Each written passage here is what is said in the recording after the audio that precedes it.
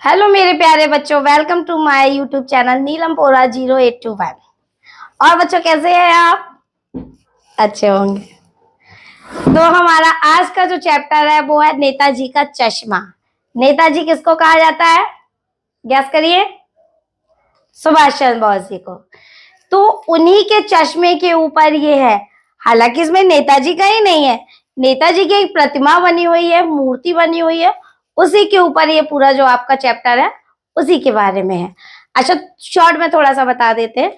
इस चैप्टर में क्या है कि जो राइटर होते हैं हलदार हलदार, तो वो एक गांव में रहते हैं। गांव से उनका अक्सर उस जगह से आना जाना होता है। तो बीच मार्ग में उन्हें एक सुभाष चंद्र बोस जी की एक प्रतिमा दिखाई देती है, जिसकी लंबाई ज्यादा नहीं, 2 से 2.5 फीट की होती है। मान लीजिए सर से लेके कोट के दूसरे बटन तक इतना बड़ा साइज है।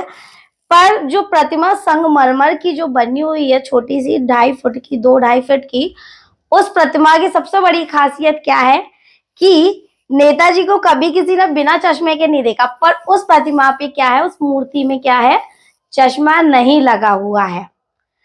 ठीक है ना। अब जो उसमें जब राइटर फर्स्ट टाइम जाता है तो उसमें चश्मा नहीं मिलता। फिर उसके बाद सेकंड टाइम जब वहां जाता है तो जो नेताजी की प्रतिमा के ऊपर गोल चश्मा लगा होता है, काले रंग का। फिर अगली बार जब जाता है थर्ड टाइम, तो रेड कलर का। मतलब जितने बार जो राइटर होता है उसे अलग अलग तरीके के चश्मे मिलते हैं। जब अलग अलग तरीके के चश्मे मिलते हैं तो पास में ही वहां एक पान वाले की दुकान होती है। तो जब पान वाले की दुकान होती है तो जो लेखक है हालदार, वो उस पान वाले से पूछते हैं कि इस प्रतिमा पर ये चश्मे बदलते कैसे रहते हैं, मतलब ये इस पर चश्मे कौन बदलता रहता है या कैसे बदल जाते हैं। तब वो बताता है। अच्छा, इससे पहले एक और बता दूं। जब राइटर ने फर्स्ट टाइम ये वाली जो मूर्ति देखी थी तो उसके दिमाग में ऐसे आया था, ये किसी एक हेड मास्टर ने बना दिया है, जल्दबाजी में बनाया है, जिसके कारण वो इसमें चश्मा लगाना भूल गया है। तो जब वो एक बार पान वाले से हलदार जी यानी लेखक जब ये पूछते हैं इस मूर्ति की खासियत कि इसमें चश्मे कौन बदलता रहता है, तब वो बताता है कि यहाँ चश्मा एक व्यक्ति है जिसका नाम यहाँ पे दिया हुआ है।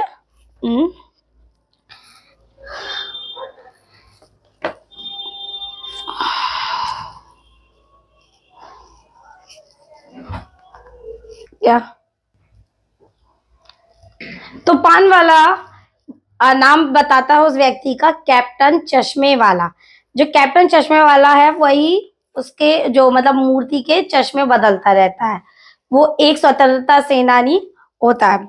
अच्छा, इसके आगे दिया है, हलदार ने पान वाले से पूछा कि मूर्ति का ओरिजिनल चश्मा कहाँ से। तो ओरिजिनल चश्मा कहाँ से आता है, बताया मैंने आपको कि वो कौन बदलता है, कैप्टन।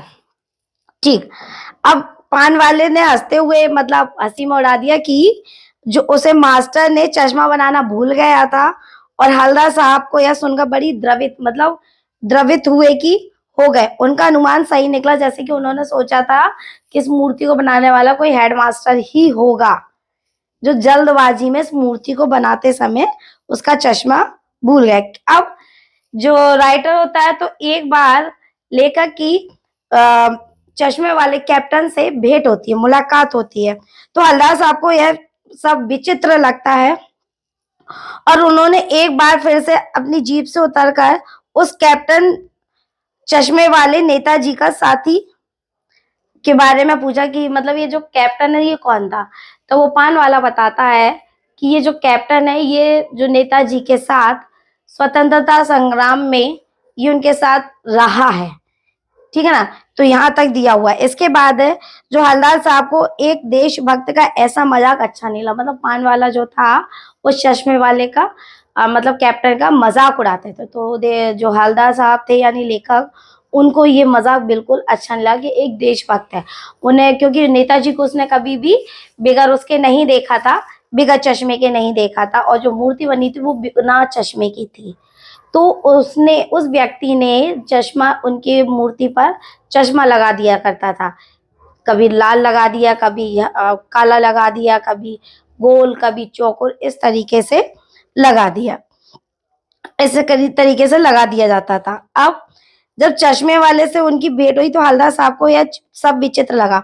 उन्होंने एक बार फिर से अपनी जीप से पान वाले के पास रुकवा ली, पूछा कि कैप्टन चश्मे वाले का साथी कहाँ है, या आजाद हिंद फौज का भूतपूर्व सिपाही कहाँ है। इस प्रश्न पर पान वाला हंसा और मुस्कुराकर बोला कि वो लंगड़ा क्या फौज में जाएगा। मतलब लंगड़ा बोला ना, तो ये सब क्या था, मजाक उड़ा रहे थे स्वतंत्रता सेनानी का, यानी जो कैप्टन, उसे कैप्टन नाम से बोला जाता था ना, तो उसको क्या बोला, ये लंगड़ा क्या फौज में जाएगा, पगला है वो, पगला, पागल है, पागल या पगला, ठीक है।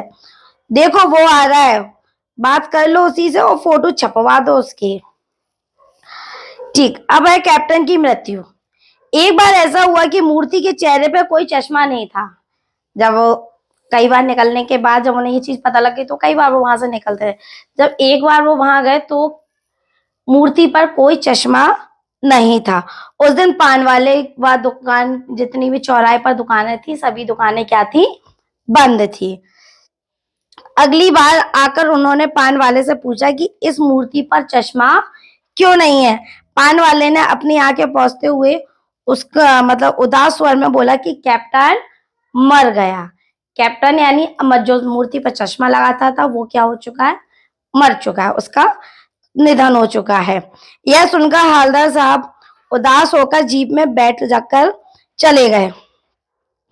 अब सरकंडे का चश्मा, सरकंडे बोलते हैं घास को, ठीक है ना। तो हवलदार साहब फिर 15 दिन बाद वापस वहां पर आते हैं, उस कस्बे से होकर गुजरते हैं। अब वे बिना चश्मे वाली नेताजी को नहीं देखेंगे, परंतु परंतु जैसे ही चौराहा करीब आया, हवलदार साहब ने चीख कर आदेश दिया, जीप रोको। देखा नेताजी की मूर्ति पर सरकंडे का चश्मा बना हुआ था। हवलदार साहब की आंखें नम हो गई और वे भावुक हो गए। अब हम चैप्टर की रीडिंग करते हैं, ठीक है। हवलदार साहब को हर 15वें दिन में कंपनी के काम से सिलसिले में उस कस्बे से गुजरना पड़ता था। कस्बा बहुत बड़ा नहीं था जिसमें पक्के मकान कहा जा सके, जिसे पक्के मकान कहा जा सके, वैसे कुछ ही मकान और जिसे बाजार कहा जा सके। मतलब एक गांव से गुजरते थे हर 15 दिन बाद। जो गांव था वो बहुत छोटा था जिसमें कुछ ही मकान बने हुए थे जो कि क्या थे, कच्चे थे, पक्के मकान नहीं थे। कस्बे में एक लड़कों का स्कूल या लड़कियों का स्कूल, एक सीमेंट का छोटा सा कारखाना और 2 ओपन एयर सिनेमा घर, एक दो ठो नगर पालिका भी थी। यहाँ पर मतलब एक गर्ल्स कॉलेज स्कूल था, एक बॉयज स्कूल था, ठीक है ना। एक सीमेंट का छोटा सा कारखाना था और 2 ओपन सिनेमा घर, ठीक। और एक ठो नगर पालिका थी। नगर पालिका थी तो कुछ ना कुछ करती भी रहती थी। कभी कोई सड़क पक्की करवा दी, कभी कुछ पेशाब घर बनवा दिए, कभी कबूतरों की छतरी बनवा दी, तो कभी कभी सम्मेलन करवा दी। मतलब जो नगर पालिका थी वो कुछ ना कुछ कार्य आयोजित करती रहती थी, ठीक है ना। करवा इसी नगर पालिका में किसी उत्साही बोर्ड या प्रशासनिक अधिकारी ने एक बार शहर के मुख्य बाजार के मुख्य चौराहे पर नेताजी सुभाष चंद्र बोस की संगमरमर की प्रतिमा लगवा दी। मतलब एक बार किसी अधिकारी ने उसी गांव के मुख्य चौराहे पर नेताजी यानी सुभाष चंद्र बोस की एक संगमरमर की प्रतिमा लगवा दी। जैसे कि हमने आज के टाइम में भी देखे होंगे, बहुत से चौराहों पे बीचों बीच किसी भी फ्रीडम फाइटर की मूर्ति लगी हुई होती है, ठीक है ना। तो उसी प्रकार से चौराहे पर, गांव के उस चौराहे पर, मुख्य चौराहे पर जो सुभाष चंद्र बोस जी थे उनकी एक 2 फुट करीब की, ज्यादा बड़ी नहीं थी, छोटी संगमरमर की एक मूर्ति लगवा दी। सुभाष चंद्र बोस की संगमरमर की प्रतिमा लगवा दी। यह कहानी उसी प्रतिमा के बारे में है, बल्कि उसके भी एक छोटे से हिस्से के बारे में, ठीक। पूरी बात अब पता नहीं, लेकिन लगता है कि देश के अच्छे मूर्तिकारों की जानकारी होने और अच्छी मूर्ति की लागत अनुमान उपलब्ध बजट से नहीं कहीं बहुत ज्यादा होने के कारण काफी समय ऊहापोह और चिट्ठी पत्री में बर्बाद हुआ होगा। और बोर्ड की शासन विधि समाप्त होने की घड़ियों में किसी स्थानीय कलाकार को ही अवसर देने का निर्णय किया होगा। यहाँ पर जो है वो राइटर ने यह बोला है कि यहाँ पर जो मतलब जब ये आदेश दिया गया होगा तो प्रशासनिक जो कार्रवाई होती है उनमें इतना समय लग गया होगा कि जो इसकी बनने की मतलब अवधि दी गई थी उस अवधि में ज्यादा समय नहीं रह गया था समाप्त होने में, इसलिए पास के ही किसी मूर्तिकार को ये बनाने का आदेश दे दिया गया होगा। और अंत में कस्बे के इकलौते हाई स्कूल के इकलौते ड्राइंग मास्टर, कस्बे के इकलौते स्कूल के इकलौते ड्राइंग मास्टर मान लीजिए कि मोतीलाल जी को, मतलब उस गांव में एक ही ड्राइंग मास्टर थे स्कूल के, उन्हें ये दिया गया था, जी को ही यह काम सौंप दिया गया होगा, जो महीने भर में मूर्ति बनाकर पटक देने का विश्वास दिला रहे थे। जैसा कि कहा जा चुका है कि मूर्ति संगमरमर की थी, टोपी की नोक से लेकर कोट के दूसरे बटन, टोपी से लेकर कोट के यानी 2-2.5 फीट, ठीक है ना, जिसे कहते हैं बस्ट, और सुंदर थी। नेताजी सुंदर लग रहे थे, कुछ कुछ मायूस मासूम और कमसिन फौजी वर्दी में। मूर्ति को देखते ही दिल्ली चलो और तुम मुझे खून दो आजादी वाले जो नारे थे वो याद आने लगे थे। मतलब जब भी मूर्ति को देखो तो मूर्ति की पहली बात तो हाइट बहुत कम थी, 2 से लेकर 2.5 फीट, 200 नहीं 2 से लेकर 2.5 फीट तक की थी। और जब उनकी मूर्ति को जब फौजी वर्दी में देखा जाता था तो ऐसा लगता था कि नारे तुम मुझे खून दो मैं तुम्हें आजादी दूंगा और दिल्ली चलो जैसे नारे याद आ रहे थे। इस दृष्टि से एक सफल सराहनीय प्रयास था। केवल एक चीज की कसर थी जो देखते ही खटकती थी। वो चीज क्या थी? उसमें एक जो कमी रह गई थी, वो क्या कमी थी जिसका हमारा ये पूरा चैप्टर जिसके ऊपर खटक रही थी। नेताजी की आंखों पर चश्मा नहीं था, यानी चश्मा तो था लेकिन संगमरमर का नहीं था, एक सामान्य और सचमुच का चश्मा लगा हुआ था। मतलब उनकी मूर्ति में जो मूर्ति कटिंग कर करके पत्थर को काट काट के कर बनाया जाता है तो वो चश्मा ना बनकर उसमें उनकी मूर्ति पर कैसा चश्मा लगा हुआ था? सचमुच का चश्मा लगा हुआ था। चश्मे का चौड़ा काला फ्रेम मूर्ति को पहना दिया गया था। हालदार साहब जब भी पहली बार इस कस्बे से गुजरे और चौराहे पे पान खाने रुके तभी उन्होंने इसे लक्षित किया और उनके चेहरे पर एक कौतुक भरी मुस्कान फैल गई। मतलब जो हलदर साहब थे वो जब भी उस गांव से उस चौराहे से होकर गुजरते थे तो पान वाले की दुकान पर पान खाते थे और उस मूर्ति को निहारते थे, मतलब देखते रहते थे और वहां से चले जाते थे। फिर कौतुक भरी मुस्कान फैल गई। वाह भाई, यह आइडिया भी ठीक है, मूर्ति पत्थर की लेकिन चश्मा रियल का यानी सचमुच का। जीप कस्बा छोड़कर आगे बढ़ गई। तब भी हलदर साहब इस मूर्ति के बारे में ही सोचते रहे और अंत में यह निष्कर्ष पर पहुंचे कि कुल मिलाकर कस्बे में नागरिकों का यह प्रयास सराहनीय ही कहा जाना चाहिए। महत्व मूर्ति के रंग रूप का या कद का नहीं, उस भावना का है, वरना तो देशभक्ति भी आजकल मजाक की चीज बन गई है। हलदर साहब सोचते हैं कि देखिए यहाँ पर कितना देशभक्त होगा वो व्यक्ति जिसने मतलब चश्मा मूर्ति में नहीं है, उनकी जो छवि पूरी थी उस छवि को पूरा करने के लिए उन्होंने क्या है चश्मे पर मतलब मूर्ति पर चश्मा लगा दिया, रियल का ही लगा दिया। तो ये एक देशभक्ति ही कर सकता, वरना क्या है आज के टाइम में सबने देशभक्ति को भी मजाक बना दिया है। दूसरी बार जब हलदर साहब उधर से गुजरे तो उन्होंने मूर्ति में कुछ अंतर दिखाई दिया। ठीक है, ध्यान से देखा तो पाया कि चश्मा बदल चुका था। जो चश्मा था जब सेकेंड टाइम वहां से निकले तो उन्होंने देखा कि पहले जब वो निकले थे तो चश्मा दूसरा था और अब चश्मा दूसरा है। पहले मोटे फ्रेम वाले चौकोर चश्मा था और अब तार के फ्रेम वाला गोल चश्मा। हलदर साहब का कौतुक बढ़ गया। वाह भाई वाह, क्या आइडिया है।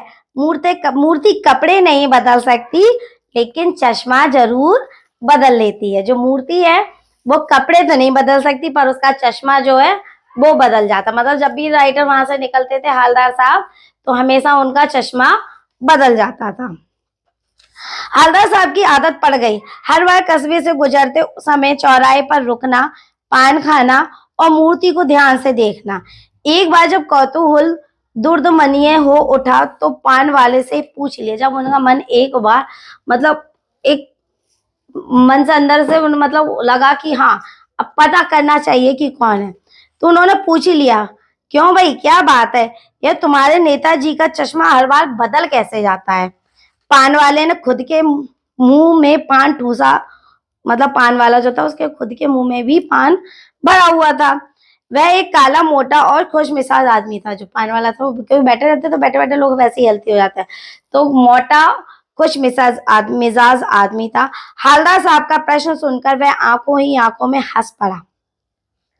उसकी तौंद थिरकी, पीछे घूमकर उसने दुकान के नीचे पान थूका और अपनी लाल काली बत्ती सी दिखाकर बोला, कैप्टन चश्मे वाला करता है। लाल काली यानी जो पान खाता तो जाहिर सी बात है उसके दांत खराब हो गए। मतलब बत्ती सी दिखाते हुए अपने सारे दांतों को बाहर निकालते हुए वह बोला कि यह चश्मा कौन बदलता है, कैप्टन चश्मे वाला।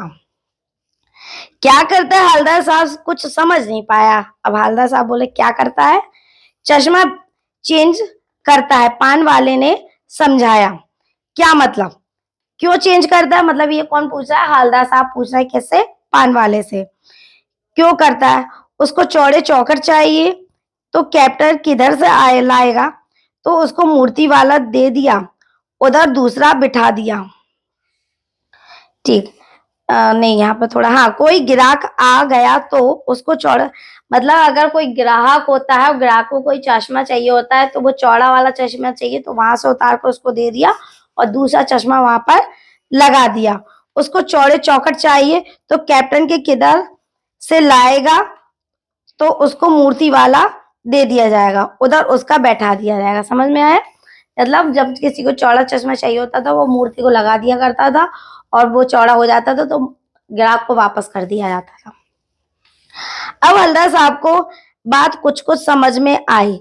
एक चश्मे वाले हैं जिसका नाम कैप्टन है, उसे नेताजी के बगैर चश्मे वाली मूर्ति बुरी लगती है, बल्कि आहत करती है। मतलब उसे चश्मे वाले को जो है उसे नेताजी की मूर्ति जो थी बहुत बुरी लगती थी, मतलब अच्छी नहीं लगती थी, क्योंकि जो नेताजी हैं उनकी मेन पहचान उनके चश्मे और उनकी जो यूनिफॉर्म होती थी फौजी वाली, वही जो उनकी पहचान है मेन। तो बिना चश्मे के उन्हें उसे मतलब कैप्टन को उनकी मूर्ति क्या लगती थी, अच्छी नहीं लगती थी, आहत करती थी, मतलब दुख पहुंचाती थी। मानो चश्मे के बगैर नेताजी को असुविधा हो रही हो। असुविधा हो रही है मतलब क्या, देखने में। इसलिए वह अपनी छोटी सी दुकान में उपलब्ध गिने चुने फ्रेमों में से एक नेताजी की मूर्ति पर फिट कर देता था। मतलब अपनी उसकी जो चश्मे की दुकान थी उस चश्मे की दुकान से वो एक ना एक कोई चश्मा नेताजी की मूर्ति पर फिट कर देता था। लेकिन जब वह ग्राहक आता था तो उसे वैसे ही फ्रेम का दरकार होती थी जैसा मूर्ति पर लगा है। तो कैप्टन चश्मे वाला मूर्ति पर लगा फ्रेम संबंधन नेताजी से क्षमा मांगते हुए उतार ले जाता था और ग्राहक को दे देता था। एक तरीके से ये कहा जाता है वो एडवर्टाइजमेंट कर रहा था।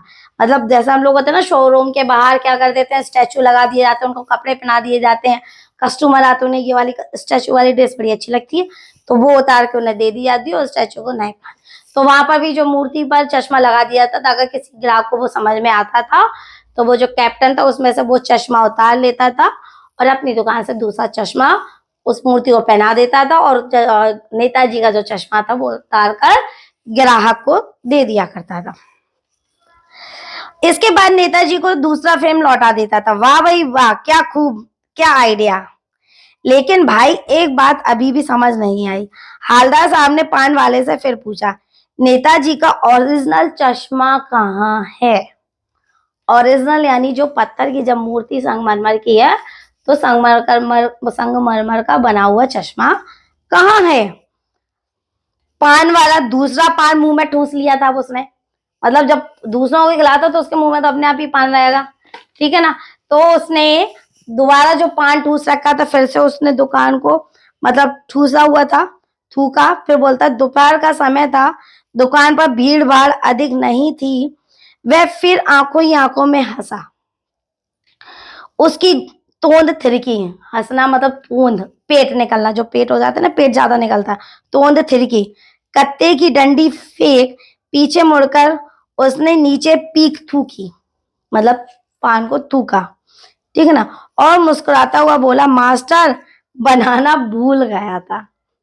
मतलब उसने मूर्ति तो बना ली थी, पर मूर्ति पर चश्मा लगाना भूल गया। मतलब जैसे मूर्ति तो बना ली हो, मूर्ति में अगर आंख ना बनाई हो या नाक ना बनाई हो, मतलब मेन चीज ही ना बनी हो, तो बेकार। तो इस प्रकार से क्या था, जो मूर्तिकार था, मास्टर जी जो थे मोतीलाल, वो क्या था, चश्मा बनाना भूल गए थे। पान वाले के लिए एक मजेदार बात थी, लेकिन हलदार साहब के लिए चकित और द्रवित करने वाली थी, मतलब चकित चौंकाने वाली बात थी। मतलब ऐसा कैसे हो सकता है, यानी वह ठीक सोच रहे थे। मतलब जैसे उन्होंने लगाया, अंदाजा लगाया था कि ये किसी हेड मास्टर को दे दी गई है, ड्राइंग वाले मास्टर को, जिसने जल्दबाजी में ये मूर्ति क्या है तैयार कर दी है समय की कमी के कारण। तो मूर्तिकार मास्टर मोतीलाल वाकई कस्बे का अध्यापक था। बेचारे महीने भर में मूर्ति बनाकर पदक देने का वादा कर दिया होगा, बना भी ली होगी, लेकिन पत्थर में पारदर्शी चश्मा कैसे बनाया जाए, कांच वाला, यह तय नहीं कर पाया होगा, या कोशिश की होगी और असफल रहा होगा, या बनाते बनाते कुछ और बारीकी के चक्कर में चश्मा टूट गया होगा।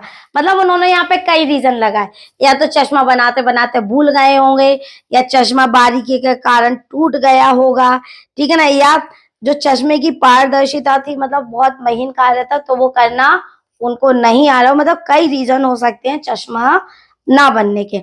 हलदर साहब को यह सब कुछ बड़ा विचित्र और कौतुक भरा हुआ लग रहा था, बड़ा अचंभे वाली ये चीजें बातें लग रही थी।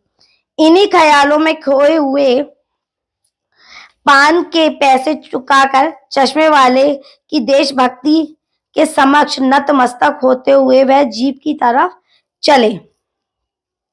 फिर रुके, पीछे मुड़े और पान वाले के पास जाकर पूछा, क्या कैप्टन चश्मे वाले नेताजी का साथी था। मतलब गाड़ी में बैठते हो, फिर उतर के आते हो, और फिर पान वाले से पूछते हैं कि जो नेताजी, जो कैप्टन था, वो क्या नेताजी का मित्र था, या आजाद हिंद फौज का कोई भूतपूर्व सिपाही। तो पान वाला नया पान खा रहा था, मतलब उसने फिर तीसरा पान खा लिया था, मतलब उसका 2 मिनट मुंह भी बिना पान के नहीं रहता था। अब उसने फिर से पान खा लिया था। पान पकड़े पकड़े अपने हाथ को मुंह में 1.5 इंच दूर रोककर उसने हलदार साहब को ध्यान से देखा, फिर अपनी लाल काली बत्ती सी दिखाई, लाल काली बत्ती सी दिखाई, यानी कि दांतों को दिखाया, और मुस्कुराकर बोला, नहीं साहब, वो लंगड़ा क्या जाएगा फौज में, पागल है पागल, वो लंगड़ा क्या जाएगा फौज में, वो देखो वो आ रहा है, आप उसी से बात कर लो, फोटो वोटो छपवा दो उसका कहीं। मतलब वो लंगड़ा है, वो क्या जाएगा फौज में, और मतलब वहीं कहीं से वो गुजर रहा होगा, तो वो कहता है कि वो गुजर रहा है, उसी से आप बात कर दो। हलदर साहब को पान वाले द्वारा एक देशभक्त का इस तरह मजाक उड़ाते हुए लेखक को बिल्कुल भी अच्छा नहीं लगा। हालांकि चलिए, उसमें स्वतंत्रता सेनानी ना था, ठीक है, उसने आजाद हिंद फौज में भी नहीं था, पर वो एक अच्छा कार्य कर रहा था। जो हमारे फ्रीडम फाइटर थे, यानी सुभाष चंद्र बोस जी, उनकी जो प्रतिमा थी, उन प्रतिमा पर चश्मा लगाया था, अधूरी जो मूर्ति बनी हुई थी उस पर वो चश्मा लगाने का कार्य तो वो कर ही रहा था, तो वो एक तरीके से देशभक्त तो हुआ ही। तो उसका पान वाला जो मजाक उड़ाता है, वो राइटर को यहाँ पर हालदार साहब को अच्छा नहीं लगता। मुड़कर देखा तो अबाक रह गया। एक बेहद बूढ़ा मरियल सा लंगड़ा आदमी, सिर पर गांधी टोपी और आंखों पर काला चश्मा लगाए। ये किसके बारे में बताया जा रहा है यहाँ पर, कैप्टन के बारे में। मतलब एक मरियल सा, बहुत कंडीशन खराब होगी, पतला दुबला सा है, लंगड़ा है, बूढ़ा है, आंखों पे काला चश्मा है, और एक बांस पर टांग टांगे, बहुत से चश्मे लिए हुए, मतलब एक मतलब बांस है, उस पर बहुत से चश्मे वो टांगे हुए है। अभी अभी एक गली से निकला था और अब वह एक बंद दुकान के सहारे अपना बांस टिका रहा था। तो इस बेचारे की दुकान भी नहीं, फेरी लगाता है। हवलदार साहब चक्कर में पड़ गए, पूछना चाहते थे इसे कैप्टन क्यों कहते हैं, क्या यही इसका वास्तविक नाम है। मतलब कैप्टन से, मतलब कैप्टन वगैरह के साथ कहाँ रखा जाता है, फौज में जो लोग होते हैं उनका ही नाम कैप्टन वगैरह जाता है। तो अब उनके दिमाग में जो था मतलब एक दुविधा थी कि इस चश्मे वाले को, मतलब लंगड़ा है, बूढ़ा भी है, मरियल सा रखा है, फिर इसे कैप्टन किस बेस पे बोला जाता, मतलब इसका कैप्टन नाम का क्या आधार है, किस आधार पे बोला जाता था। ये दुविधा उनके मन में अब चल रही थी, क्या ये वास्तविक नाम है या लोग इसे क्यों बुलाते हैं। लेकिन पान वाले ने साफ बता दिया कि अब वह इस बारे में और बात करने को तैयार नहीं है। मतलब पान वाले ने साफ मना कर दिया था कि वह इस बारे में कोई बात नहीं करेगा। ड्राइवर भी बेचैन हो रहा था, मतलब यहाँ जो पान वाला था वो भी उनके जवाब दे देकर थक गया था। और जो जिस गाड़ी में, मतलब यानी जीप से वो आए थे, उस जीप का ड्राइवर था, वो भी जल्दी में था, वो भी अपनी गाड़ी को चलाने के लिए बेचैन था। मतलब काम भी था। हवलदार साहब जीप में बैठकर चले गए। 2 साल तक हवलदार साहब अपने काम के सिलसिले में उस कस्बे से गुजरते रहे और नेताजी की मूर्ति में बदलते हुए चश्मे को देखते रहे। मतलब 2 साल तक ये प्रक्रिया चलती रही। वो वहां से निकलते थे, मूर्ति को देखते थे, चश्मे बदलते हुए देखते थे और निकलते रहते थे। इस तरीके से क्या हुआ, 2 साल का समय जो था वो गुजर गया और नेताजी की मूर्ति के बदलते हुए चश्मों को देखते रहे। कभी गोल चश्मा, तो कभी चौकोर, कभी लाल, कभी काला, कभी धूप का चश्मा, कभी बड़े कांचों वाला गोल चश्मा, पर कोई ना कोई चश्मा होता जरूर था। उस दूर भरी यात्रा में हवलदार साहब को कौतुक और प्रफुल्लता के कुछ क्षण देने के लिए फिर एक बार ऐसा होता है कि मूर्ति के चेहरे पर कोई भी चश्मा, कोई भी कैसा भी चश्मा नहीं था। मतलब कुछ समय बाद जब वो वहां से निकलते हैं तो एक बार ऐसा ही समय आता है कि जब वो वहां से गुजरते हैं तो उस मूर्ति पर किसी भी प्रकार का कोई चश्मा नहीं होता है, ना धूप का, ना आँख का, ना गोल, ना काला, ना चौकोर, ठीक है, ना लाल। कोई भी चश्मा नहीं था। उस दिन पान की दुकान भी बंद थी, चौराहे की अधिकांश दुकानें भी क्या थी, बंद थी। अगली बार अगली बार भी मूर्ति की आंखों पर फिर दोबारा जब कुछ समय बाद, मतलब पहले ऐसा मिला, फिर तब तो कोई दुकान ही नहीं थी जिससे वो ये चीज क्लियर कर सकते थे कि चश्मा नहीं है, क्योंकि पान वाले की जो दुकान थी वो भी बंद थी। जब दोबारा फिर से वो आते हैं तो क्या था, अगली बार भी मूर्ति पर कोई चश्मा नहीं था। हवलदार साहब ने पान खाया और धीरे से पान वाले से फिर से पूछा, क्यों भाई, क्या बात है, आज तुम्हारे नेताजी की आंखों पर चश्मा नहीं है। अपनी धोती के सिरे से आंखें पोंछता हुआ बोला, साहब कैप्टन मर गया। कैप्टन जो चश्मे वाला था वो मर गया। और कुछ नहीं पूछ पाए हवलदार साहब। कुछ पल चुपचाप खड़े रहे और फिर पान के पैसे चुकाकर जीप में बैठकर रवाना हो गए। बार बार सोचते हो क्या होगा इस कौम का जो अपने देश की खातिर घर गृहस्थी, जवानी, जिंदगी और कुछ होम देने वालों पर ही हंसती है और अपने लिए बिकने के मौके ढूंढती है। दुखी हो गए। 15 दिन बाद फिर उसी कस्बे से गुजरे। मतलब जीप में बैठे रहे और सोचते रहे कि क्या है ये समय, क्या है कि मतलब जो देश के प्रति सोचता है उस पर ही ये जो हमारा समाज है, ये कौम जो है क्या करती है, हंसती है। फिर 15 दिन बाद वहां से फिर निकलते हैं। कस्बे में घुसने से पहले ही ख्याल आया कि कस्बे की हृदय स्थली में सुभाष चंद्र जी की प्रतिमा अवश्य ही प्रतिष्ठापित होगी, लेकिन सुभाष जी की आंखों पर चश्मा नहीं होगा। मतलब मूर्ति तो, जब वो वहां से गुजरे थे फिर उन्होंने सोचा कि मूर्ति तो होगी पर उनकी मूर्ति पर कोई भी चश्मा नहीं होगा, क्योंकि मास्टर बनाना भूल गया था और जो पहनाने वाला जो कैप्टन था वो अब था नहीं, वो मर चुका था। तो सोचा आज वहां रुकेंगे नहीं, पान भी नहीं खाएंगे। राइटर ने जो सोच लिया कि आज वहां रुकना भी नहीं है, हवलदार साहब ने सोचा, और पान भी नहीं खाएंगे, मूर्ति की तरफ देखेंगे भी नहीं। मतलब उन्होंने सोच लिया था मूर्ति की तरफ देखना भी नहीं है, सीधे निकल जाएंगे। ड्राइवर से कह दिया चौराहे पर रुकना नहीं है, आज बहुत काम है, पान आएंगे कहीं खा लेंगे। लेकिन आदत से मजबूर, कभी कभार क्या होता है ना, हम जो चीज कहते हैं अरे नहीं देखें नहीं देखें, पर एक बार अरे देख लो तो तिरछी नजर से देख ले तो वही सेम क्या हुआ, हलदार साहब ने सोच लिया था कि आज मूर्ति की तरफ देखेंगे नहीं, वहां रुकेंगे नहीं, सीधे निकलेंगे। पर क्या हुआ, आदत से मजबूर जो हलदार साहब थे तो वो एक झलक उस मूर्ति को देख लेते हैं, तरफ उठ गई। कुछ ऐसा देखा कि चीखें निकल गई, मतलब कुछ उन्होंने ऐसा देखा कि जिसके कारण उनकी चीख निकली। रुको रुको रुको, अपने ड्राइवर से बोले रुको।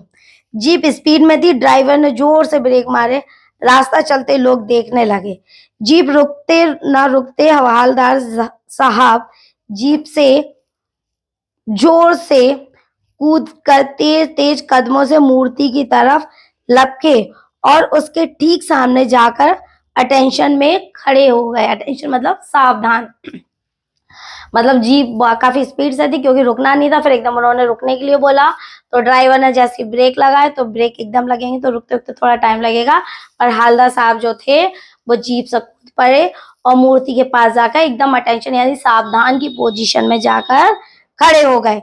मूर्ति की आंखों पर सरकंडे का बना हुआ एक छोटा सा चश्मा रखा हुआ दिखाई दिया।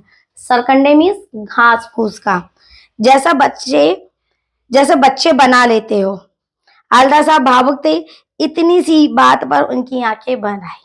उन्हें मतलब ये चश्मा देखकर, मतलब ये किसी बच्चे ने करा होगा, तो ये देखकर जो उनकी आंखें थी भावुकता से भर गई और नम हो गई। तो इस चैप्टर में इतना ही दिया हुआ है, मतलब ये उनके चश्मे के बारे में, ये जो पूरा चैप्टर है किसके बारे में दिया हुआ, नेताजी के चश्मे के बारे में दिया हुआ है। अच्छा, इसके जो क्वेश्चन आंसर रह गए हैं,